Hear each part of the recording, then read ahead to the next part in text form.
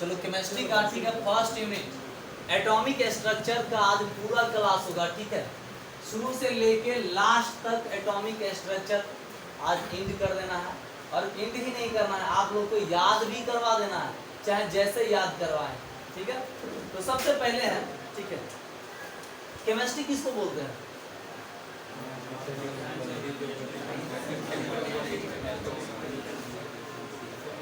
देखो केमिस्ट्री बोल सकते हैं ना। हाँ भाई बोल सकते हो। देखो साइंस के जिस ब्रांच में, ठीक है, हम लोग केमिकल रिएक्शन के बारे में, उसके प्रॉपर्टीज के बारे में, उसके स्ट्रक्चर के बारे में स्टडी करते हैं। ठीक है, किसी एटम या मॉलिक्यूल्स के जो स्ट्रक्चर होंगे, जो उनका क्वालिटी होंगे, ठीक है, जो उनका प्रॉपर्टीज होंगे, उनका फंक्शन, उनके रिएक्शन के बारे में अध्ययन करते हैं, उसे हम लोग केमिस्ट्री करते हैं। ठीक है, एक छोटा सा टर्म है आपका एटम। एटम क्या होता है? ठीक है, ये एक स्मॉलेस्ट पार्टिकल होता है। सिंपल लिखा है, इट इज द स्मॉलेस्ट, किसी एलिमेंट का ये एक स्मॉलेस्ट पार्टिकल होता है, मतलब एक सूक्ष्मतम कण होता है। ठीक है, और एटम जो होता है, ध्यान रखिएगा, केमिकल रिएक्शन में भाग लेते हैं। एटम केमिकल रिएक्शन में भाग लेते हैं, बट फ्री स्टेट में नहीं पाए जाते हैं। और मॉलिक्यूल्स में क्या होता है, वो केमिकल रिएक्शन में भाग नहीं लेते हैं, लेकिन फ्री स्टेट में पाए जाते हैं। वो भी एक किसी एलिमेंट का स्मॉलेस्ट पार्टिकल है। ध्यान दीजिए, दोनों में क्या है, एटम और मॉलिक्यूल, दोनों किसी एलिमेंट के स्मॉलेस्ट पार्टिकल होते हैं, सूक्ष्मतम कण है, कोई इसमें शक नहीं है। एटम फ्री स्टेट में नहीं पाए जाते हैं, मॉलिक्यूल्स फ्री स्टेट में पाए जाते हैं। एटम केमिकल रिएक्शन में भाग लेते हैं, मॉलिक्यूल्स केमिकल रिएक्शन में भाग नहीं लेते हैं। कहता है किसी एलिमेंट का जो फ्री एटम होता है, कोई एलिमेंट है, उसका जो फ्री एटम होगा, वो उस एलिमेंट के दूसरे एटम, उस एलिमेंट के जो अदर एटम है, या किसी दूसरे एलिमेंट के जो एटम है, उनके साथ कंबाइन करते हैं। यानी किसी एलिमेंट का जो फ्री एटम होगा, ठीक है, वो उस एलिमेंट के या किसी दूसरे एलिमेंट का जो एटम होगा, उनके साथ क्या करते हैं, कंबाइन करते हैं। जल्दी बैठो जल्दी। अब मॉलिक्यूल्स में बोला है, और एक चीज ध्यान दीजिएगा, जो एटम जो होते हैं वो केमिकल रिएक्शन के दौरान, ठीक है, अपना जो आइडेंटिटी जो होते हैं वो खो देते हैं। एटम्स जो होते हैं वो अपना आइडेंटिटी नहीं खो देते हैं। अच्छा, एटम नहीं खोते हैं ना, मॉलिक्यूल्स को देते हैं। एटम जो है वो अपना आइडेंटिटी, जो उनका अपना पहचान है, वो अपना पहचान नहीं छोड़ता है। ठीक है, वो हमेशा अपनी आइडेंटिटी को मेंटेन करते हैं। लेकिन मॉलिक्यूल जो होता है वो अपना आइडेंटिटी लूज कर देते हैं, खो देते हैं। ठीक है,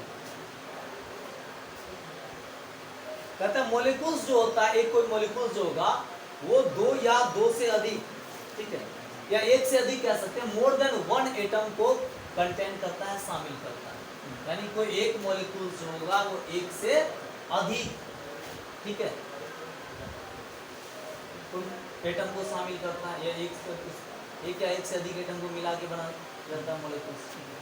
आप ये कह सकते हैं, ठीक है, सिंपल शब्द में, ठीक है, यदि लाइन बाय लाइन देखें तो एटम का पहला पॉइंट हम लिखाए हैं, ये एलिमेंट का क्या होता है, स्मॉलेस्ट पार्टिकल होता है, केमिकल रिएक्शन में भाग नहीं लेता है, सॉरी, केमिकल रिएक्शन में भाग लेता है। एटम स्मॉलेस्ट पार्टिकल होता है, केमिकल रिएक्शन में भाग लेता है, फ्री स्टेट में नहीं पाया जाता है। ठीक है, अपना फिजिकल और केमिकल चेंजेस के दौरान, जब इसमें फिजिकल या केमिकल चेंजेस होता है तो अपना आइडेंटिटी नहीं खोता है। ठीक है, ये किसी एलिमेंट का जो फ्री एटम होता है, ठीक है, वो उस एलिमेंट के दूसरे एटम या दूसरे एलिमेंट के एटम के साथ कंबाइन करते हैं।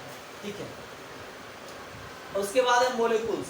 मॉलिक्यूल्स जो होता है वो भी एक किसी एलिमेंट का स्मॉलेस्ट पार्टिकल है। ये केमिकल रिएक्शन में भाग नहीं लेते हैं, बट फ्री स्टेट में पाए जाते हैं। ये केमिकल चेंजेस के दौरान या फिजिकल चेंजेस के दौरान अपना आइडेंटिटी जो है वो खो देते हैं। ठीक है, और एक मॉलिक्यूल जो है दो या दो से अधिक, ठीक है, एटम को कंटेन करते हैं। ठीक है, अब जो आपका नेक्स्ट टर्म है एटॉमिसिटी। ठीक है, एटॉमिसिटी क्या होता है?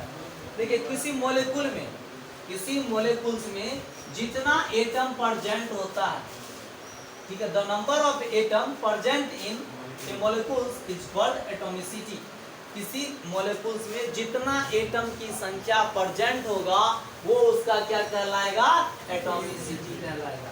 अब यहाँ पे कुछ पॉइंट बना के लिखा गया है, जो यदि कोई मॉलिक्यूल जो है 1 एटम शामिल करता है, यदि कोई मॉलिक्यूल जो है 1 एटम शामिल करता है तो उसको हम लोग बोलते हैं मोनो एटॉमिसिटी, ठीक है। और यदि कोई मॉलिक्यूल जो है वो 2 एटम शामिल करता है तो उसको बोलते हैं डाई एटॉमिक, ठीक है। एक एटम शामिल किया तो क्या बोलते हैं? Mono atomic. 2 एटम शामिल किया तो डाई एटॉमिक, और यदि मोर देन 2 से अधिक एटम शामिल करता है तो उसको पॉली एटॉमिक बोलते हैं। कोई डाउट? तो ये पूरा याद हो गया। तो पूछेगा एटम के बारे में 4 लाइन बोलने के लिए तो क्या बोलिएगा? किसी एलिमेंट का स्मॉलेस्ट पार्टिकल है, केमिकल रिएक्शन में भाग लेता है, फ्री स्टेट में नहीं पाए जाते हैं, फिजिकल या केमिकल चेंजेस के दौरान अपना आइडेंटिटी नहीं खोते हैं। किसी एलिमेंट का जो फ्री एटम होता है वो उस एलिमेंट के दूसरे एटम या किसी दूसरे अदर एलिमेंट के एटम के साथ कंबाइन करते हैं। मॉलिक्यूल्स के बारे में बोले, ये भी किसी एलिमेंट का स्मॉलेस्ट पार्टिकल होता है, केमिकल रिएक्शन में भाग नहीं लेता है, फ्री स्टेट में पाए जाते हैं, केमिकल चेंजेस के दौरान अपना आइडेंटिटी खो देते हैं, ठीक है। कोई मॉलिक्यूल जो होता है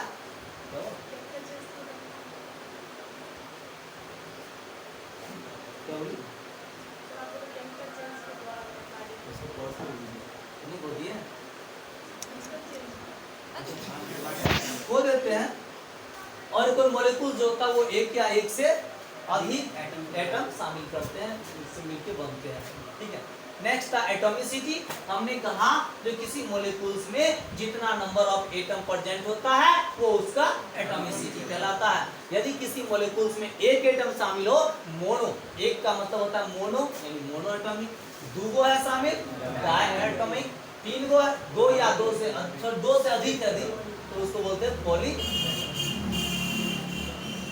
याद रखिएगा किसी एटम का जो रेडियस होता है वो 10⁻⁻10 मीटर होता है, मीटर होता है, ठीक है। किसी एटम का जो रेडियस होता है, ठीक है, रेडियस ऑफ एटम, और रेडियस ऑफ न्यूक्लियस का जो रेडियस होता है वो 10⁻15 मीटर होता है। नहीं, 10⁻15 मीटर में दिया है।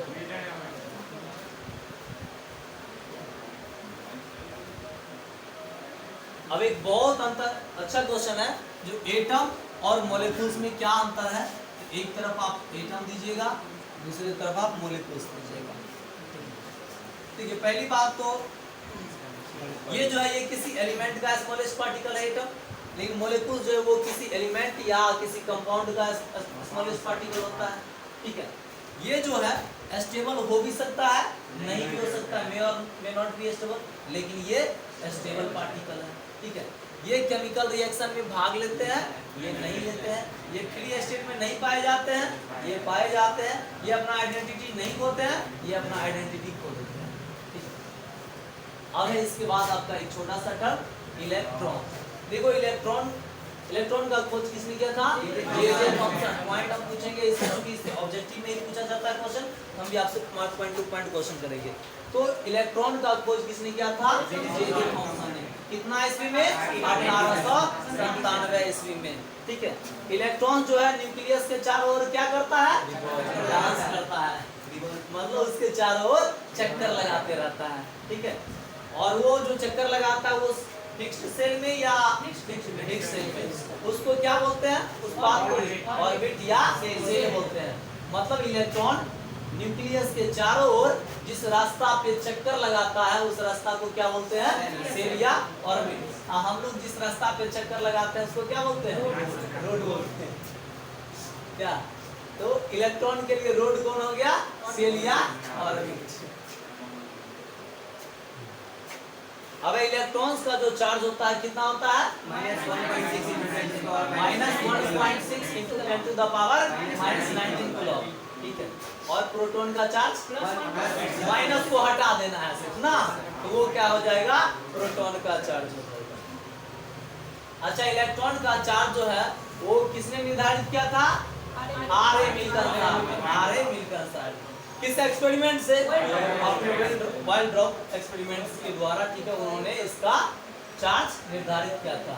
और इसमें क्या रेशियो था, E by M ratio, E by M ratio, ठीक है, मैंने सीधा कहूं तो 1.76 यानी इलेक्ट्रॉन का जो मास होता है, ठीक है, वो हाइड्रोजन के, एक चीज याद रखिएगा, इलेक्ट्रॉन का मास हाइड्रोजन के मास के 1837वां भाग होता है।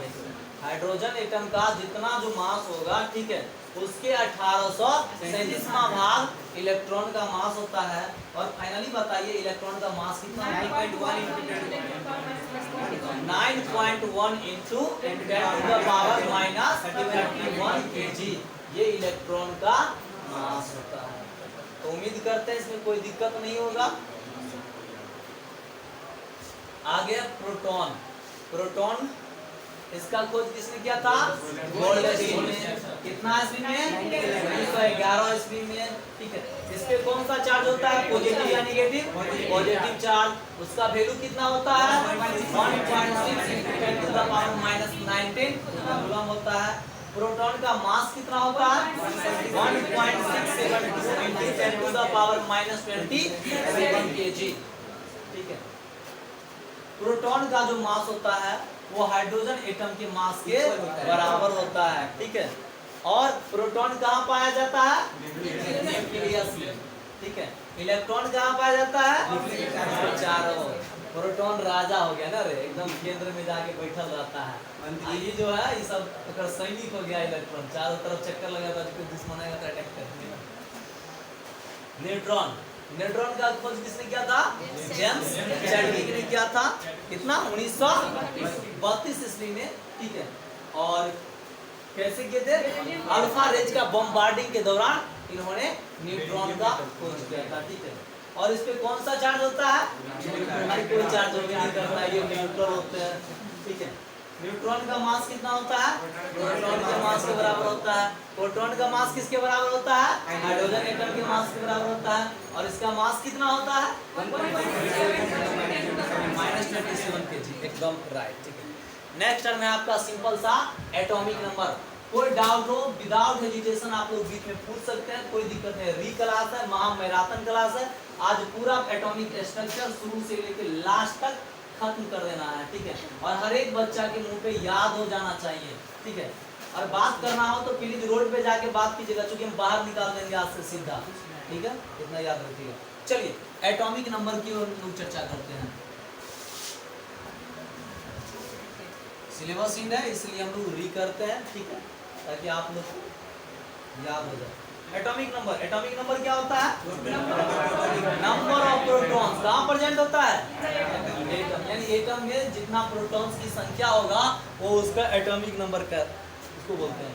भाई एक बात बताओ, प्रोटॉन की संख्या तो इलेक्ट्रॉन की संख्या के लगभग बराबर होता है, इसलिए हम लोग इलेक्ट्रॉन काहे बोलते हैं, वैरी करता है। इलेक्ट्रॉन इसलिए नहीं बोलते हैं क्योंकि जब इस पे चार्ज गेन कर लेता है या लूज करता है, ठीक है, तो वो अनस्टेबल उस पे आयंस आ जाता है, ठीक है, तो उस पे फिर कैलकुलेट करना थोड़ा डिफिकल्ट हो जाता है बच्चों, इसलिए आप एक लाइन में कह सकते हैं, ठीक है।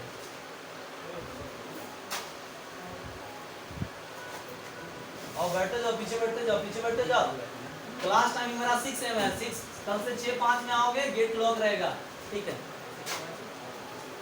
इसलिए 6 बजे नेट आ जाओ, ठीक है। हम बता रहे चलो एटॉमिक नंबर, ऐसे जो छूटा है वो वीडियो में देख सकते हो, ठीक है, यूट्यूब पे जाकर के सर्च मारना पॉलिटेक्निक ग्रुप। 3 महीना से वीडियो नहीं अपलोड किए थे, आज पास के अपलोड करेंगे। एटॉमिक नंबर क्या होता है, तो हमने बोला जो किसी एटम में जितना नंबर ऑफ प्रोटॉन प्रेजेंट होता है या किसी एटम में जो प्रोटॉन्स की संख्या होता है वो क्या कहलाता है, इसका एटॉमिक नंबर कहलाता है। और एटॉमिक नंबर को हम लोग जेड से रिप्रेजेंट करते हैं, और ठीक है, न्यूट्रल केस में कहें तो जेड जो होता है P बराबर E होता है, यानी नंबर ऑफ प्रोटॉन्स की संख्या नंबर ऑफ इलेक्ट्रॉन्स की संख्या बराबर होते हैं, और वो बराबर होते हैं एटॉमिक नंबर का। नेक्स्ट है आपका एटॉमिक मास। एटॉमिक मास क्या होता है? देखिए किसी एटम में, ठीक है, जो प्रोटॉन्स की संख्या है और न्यूट्रॉन की संख्या है, इस दोनों को सम कर दीजिए। सम मतलब जोड़ दीजिए, जो वैल्यू आएगा वो क्या कहलाएगा? उसका एटॉमिक मास नंबर। देखिए प्रोटॉन कहाँ पाया जाता है? न्यूक्लियस में। न्यूट्रॉन कहाँ पाया जाता है? न्यूक्लियस में। दोनों को क्या करना है? जोड़ देना है। जोड़ने से जो रिजल्ट होगा वो किसके बराबर होगा? Atomic mass number. इसको किससे रिप्रेजेंट करते हैं? क्या लिखे? P plus n। चलो इसी तरह से रिप्लाई दो, तो ना मुझे लगेगा कि हाँ कुछ पढ़ाए हुए हैं, कुछ यूज कर रहे हैं, ठीक है। तो परफॉर्मेंस सबका बेटर होना चाहिए। नेक्स्ट है सेल या ऑर्बिट। अभी बताए थे क्या होता है सेल या ऑर्बिट? अच्छा, न्यूक्लियस के चारों ओर इलेक्ट्रॉन से चक्कर लगाते हैं जब पाथ पे, उसको क्या कहते हैं? सेल या ऑर्बिट। मतलब न्यूक्लियस के चारों ओर, ठीक है, ये अपना आदि मान लीजिए न्यूक्लियस है, ठीक है। अब इसके चारों ओर जिस पाथ पे इलेक्ट्रॉन क्या करेगा? चक्कर लगाएगा, इस पाथ को हम लोग क्या बोलते हैं? सेल या ऑर्बिट कहते हैं। इसको किससे रिप्रेजेंट करते हैं? KLMNO से, ठीक है। जो के सेल का जो क्वांटम नंबर होता है, प्रिंसिपल क्वांटम नंबर, वो क्या होता है? 1 होता है, L का 2, M का 3, N का 4, O का 5। इसी तरह से ये बढ़ते हुए आपका चला जाएगा। कोई डाउट? ये सब जब आगे क्वांटम नंबर आएंगे डिटेल में वहां पे चर्चा करेंगे हम लोग।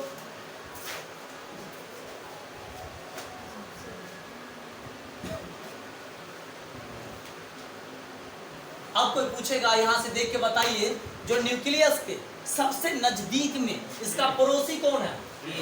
ये जो है इसका पड़ोसी है। आई दूर वाला रिश्तेदार हो गया ना, ये मामू मौसा के बाबू होते, ठीक है। आई बगल में ससुराल होते, नजदीक वाला रिश्ता है। अब देखिए कहता है किसी सेल का जो साइज होगा और जो एनर्जी होगा, वो जैसे जैसे ये दूरी बढ़ेगा तो क्या होगा? न्यूक्लियस से जैसे जैसे आप दूरी बढ़िएगा तो आपका साइज जो होगा, उसका साइज और उसका एनर्जी, उस सेल का साइज और एनर्जी दोनों क्या होगा? बढ़ते चला जाएगा, इंक्रीज करेगा। जितना दूरी बढ़िएगा उतना क्या होगा? इंक्रीज करेगा।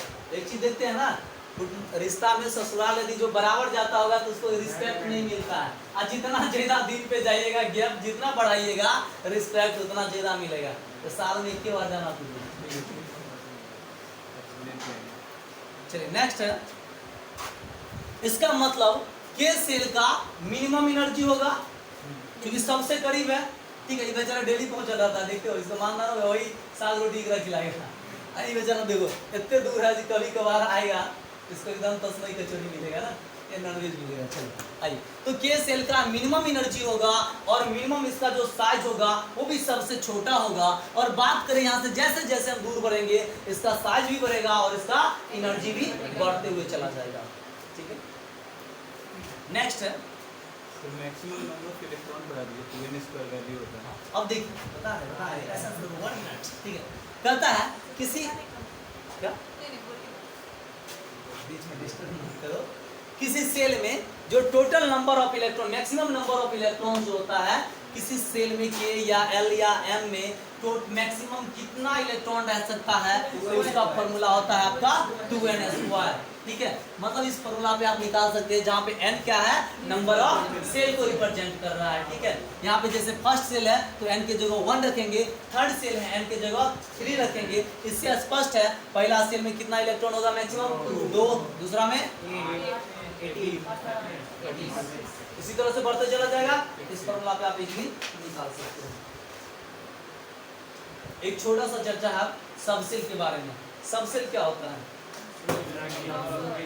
अच्छा, एक ग्रुप ऑफ एनर्जी, सीधा कह दो किसी, ठीक है, सेल के अंदर में एक ग्रुप ऑफ एनर्जी जो होगा, एनर्जी का जो एक छोटा छोटा ग्रुप होगा, उसको क्या कहेंगे?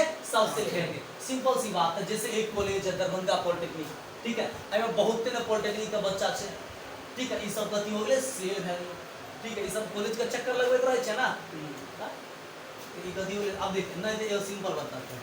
दरभंगा में श्यामा माई मंदिर देखा है? यस सर, श्यामा माई मंदिर, सब लड़का लड़की सब कथी जाता है, ओकर चक्कर लगाने के लिए सब जाता है ना, तो वो हो गया सेल, जहाँ पे चक्कर लगाता है वो सेल।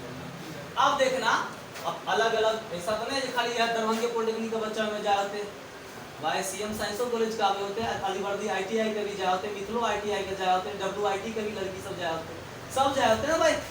तो एक बात बता, सब क्या ग्रुप सेम होता है नहीं ना, वो अलग ग्रुप में होते हैं, ये अलग ग्रुप में होते हैं, वो अलग ग्रुप में होते हैं। तो छोटका छोटका जो ग्रुप हो गए ना ये बउआ सब क्या गति कर लेते सब सेल कह लेते हैं। वही बात है यहाँ पे एनर्जी का जो छोटा छोटा पैकेट होते हैं ना, एनर्जी का छोटा छोटा ग्रुप सेल के अंदर में गति कर लेते सब सेल। और सब सेल को हम किससे रिप्रेजेंट करते हैं? एल से रिप्रेजेंट करते हैं।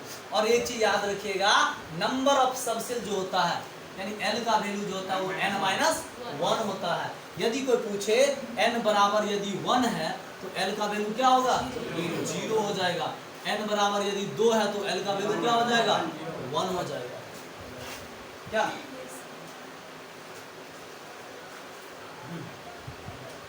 और सबसेल जो होता है ना, टोटल सबसेल जो है वो 4 गो सबसेल हो जाता है, ठीक है।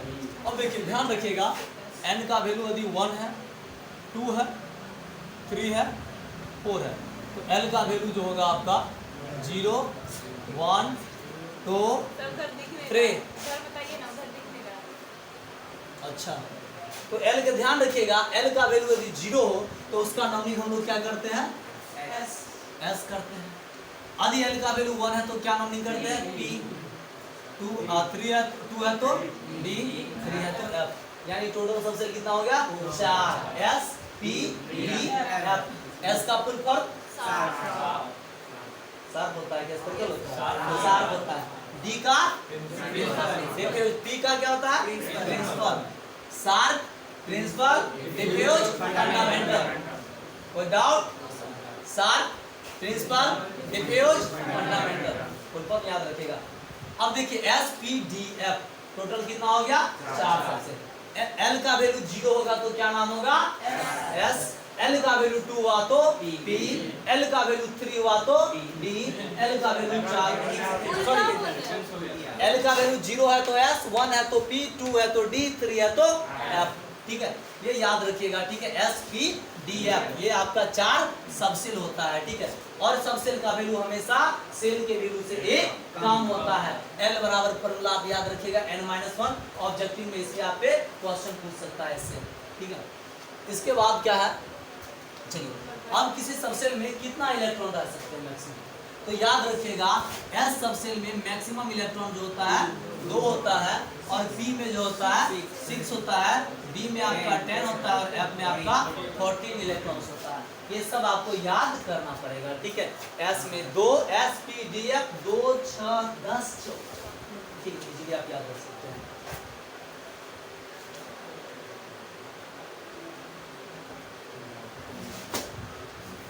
अब ऑर्बिटल, सर ऑर्बिटल क्या होते हैं? किसी न्यूक्लियस के चारों ओर का जो 3D स्पेस होता है, ठीक है, जो स्पेस होता है 3D में, ठीक है, उसको हम लोग क्या बोलते हैं? ऑर्बिटल बोलते हैं। और ऑर्बिटल नंबर ऑफ ऑर्बिटल का क्या फॉर्मूला है? 12 + 1। नंबर ऑफ ऑर्बिटल का फॉर्मूला क्या है? देखो नंबर ऑफ ऑर्बिटल का जो फॉर्मूला होता है वो फॉर्मूला होता है 2n+1। इसका मतलब है L जब 0 होगा तो इसमें इसका ऑर्बिटल कितना हो जाएगा? L 0 है तो नाम क्या होता है? S होता है।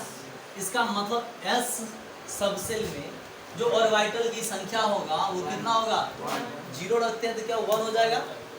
1 हो जाएगा। L यदि 1 है तो नॉमिनी करते हैं P, और P में कितना हो जाएगा? यदि यहाँ पे L के जगह पे 1 रखते हैं तो 2 एकम 2, एक कितना हो जाएगा? 3 हो जाएगा। नंबर ऑफ ऑर्बिटल L यदि आपका 2 है नाम होगा D, और ये हो जाएगा 5 हो जाएगा ना, 1 2 3 4 5 पूरे 1 2 3 4 5। और L यदि 3 हो तो 7, और कितना हो जाएगा? 7। 1 2 3 4 5 6 7 हो गया।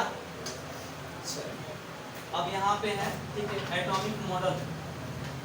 देखिए बहुत से साइंटिस्ट ने अपना अलग अलग एटॉमिक एटम का, ठीक है, इसके कंस्ट्रक्शन के बारे में, एटम के डिफरेंट चीज़ के बारे में, ठीक है, बताने का कोशिश किया। अलग अलग इसके संदर्भ में, ठीक है, अलग अलग सिद्धांत आया। उसी में हम लोग कुछ महत्वपूर्ण इम्पोर्टेंट जो प्रिंसिपल सब है, जिनका जो एक्सपेरिमेंट थोड़ा कुछ दिन के लिए भी मान्यता मिला था, उन एक्सपेरिमेंट को हम लोग देखेंगे। तो सबसे पहले इस कड़ी में हम लोग देखते हैं थॉमसन का एटॉमिक मॉडल।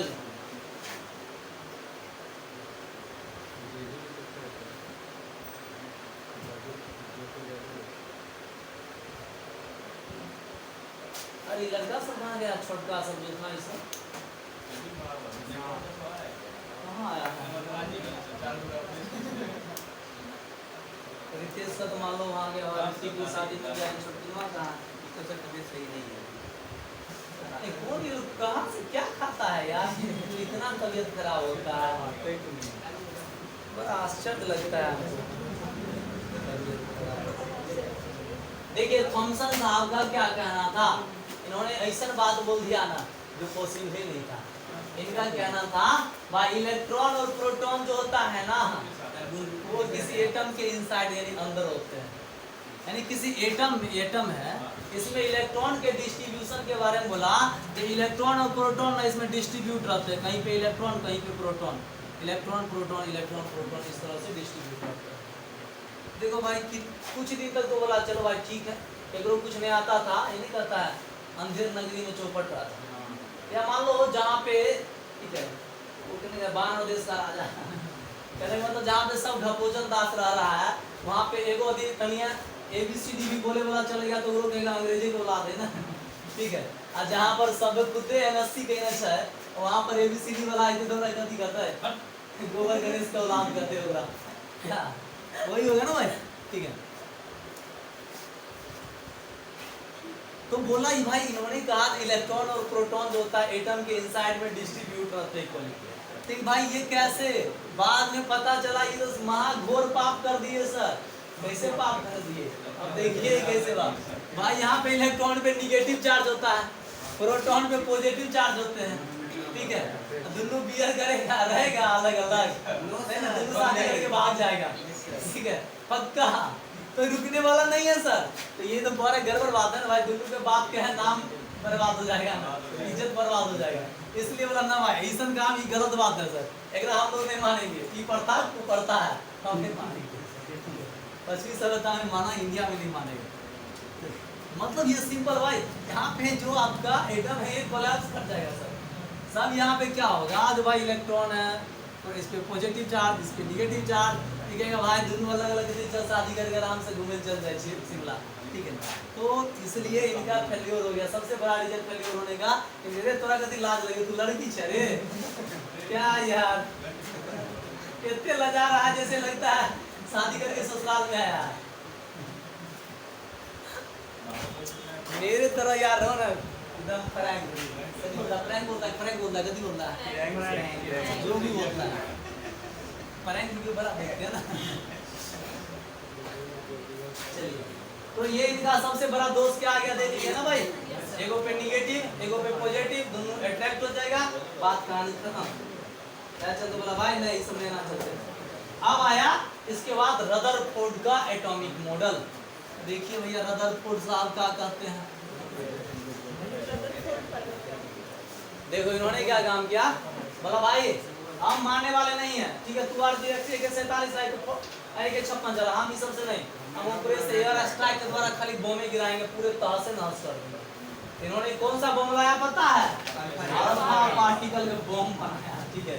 अल्फा पार्टिकल जानते हो ना किसका आयंस होता है, हीलियम का आयंस होता है, ठीक है, और इन पे पॉजिटिव चार्ज होता है, ठीक है पॉजिटिव चार्ज। ये क्या काम किया, टारगेट देखे, ये हिरोशिमा हो, बम निकाल दिया, पटक दिया, ठीक है, जिसको तबाह करना है, ठीक है, पूरे पटक दिया। उन्होंने क्या काम किया, एक गोल्ड कॉइल लिया, हिरोशिमा के जगह पे क्या लिया, गोल्ड कॉइल, और अमेरिका के जगह पे यहाँ पे रदरफोर्ड साहब थे, ठीक है, और परमाणु बम के जगह पे यहाँ पे अल्फा पार्टिकल का बम था।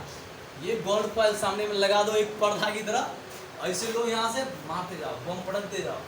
जैसे ही अल्फा पार्टिकल का इन्होंने बमबार्डिंग किया तो इनको कुछ देखने को नज़ारा मिला, और कुछ तो मिलवे करेगा, तो नज़ारा ही मिलेगा। अब देखो कैसा नज़ारा था, इन्होंने देखा भाई मैक्सिमम अल्फा पार्टिकल सुई सुई पास कर रहा था, ठीक है, सब पास कर गया, मैक्सिमम अल्फा पार्टिकल सीधा पास कर गया, एकदम रास्तों नहीं विचलित हुआ, जैसे जा रहा था स्ट्रेट एकदम, जैसे भूत को नहीं देखता है, दीवार है, दीवार के बाहर इस पार हो जाता है, कोई कुछ नहीं होता है भूत को, देखा है ना, राज मूवी ने देखा है, अरे जाके देखना ना, कंचना, कंचना 2, कंचना 3, लक्ष्मी बॉम्ब, ठीक है, जाके देखो ना, ढेरों मूवी जैसे, ठीक है, भूतिया वाला, ठीक है, एकदम रोड पता लगा, रोड एकदम इसके पार चल जा रहा है भाई, ये कैसे, तो ये भी बात यहाँ हुआ, मैक्सिमम अल्फा पार्टिकल सीधा इसको जो वर्ल्ड पर था इसको चीरते हुए चला गया, एक जरा सा भी रास्ता विचलित नहीं हुआ। अरे बाप बेटा, तूने तो मौज कर दी ना। मतलब मैक्सिमम अल्फा पार्टिकल सीधा पार कर गया, इसका मतलब भाई एक बात बताओ, तुम जा रहे हो, अब मिलन पे फिर से आना पड़ेगा क्या? हाँ जाए, अब देखो मिलन है, ठीक है, ये बेचारा एक लड़की से प्यार करता है, ठीक है, अभी बेचारा जाता है उससे मिलने के लिए, तो उसके घर पे डायरेक्ट चला जा रहा है, कर मतलब क्या है, रास्ता में अगर बाबू भाग नहीं बैठल छे, मतलब ये भागल छे, तब ना सीधा चल जाए, मतलब रोड खाली है, मतलब यहाँ भी सर मैक्सिमम अल्फा पार्टिकल सीधा पार कर गया, इसका मतलब ये है जो एटम का मैक्सिमम भाग जो होता है होलो होता है, खोखला होता है, बड़ी का। सेकंड बात इन्होंने क्या देखा, जो कुछ अल्फा पार्टिकल था जो जैसे जैसे बीच में आते जा रहा था, तो थोड़ा अपना रास्ता चेंज कर रहा था। अब मान लो अगर बाबू तो नहीं रहा है, लेकिन ठीक है, अगर पड़ोसी अगर चचेरा भैया जो होता है, अगर आप देखते थे कि भाग भाग हमारे चचेरा भाई छे मंगनी तरह टूट देते, ठीक है, बेचारा रास्ता चेंज ऐसे जा रहा है, थोड़ा ऐसे होके जाना, थोड़ा ऐसे हो जाएगा, रिटर्न में होगा, सोचा तनिया साइड में चल जाए, बाद में चाहिए तो तब जरूर की मिला। चलिए, तो ये बात, इसका मतलब ये था जो अल्फा पार्टिकल पे पॉजिटिव चार्ज, और यहाँ पे थोड़ा डेविएट हो गया वो, भाई इसका मतलब तो है रिपल्सन हुआ ना सर, तभी ना उससे दूर भागा, अट्रैक्शन होता तो पास खींचता ना, रिपल्सन है तब ना दूर भेजा। अब भाई रिपल्सन किसके बीच में होता है, लाइक चार्ज के बीच में, लाइक चार्ज के बीच में, इसका मतलब अल्फा पार्टिकल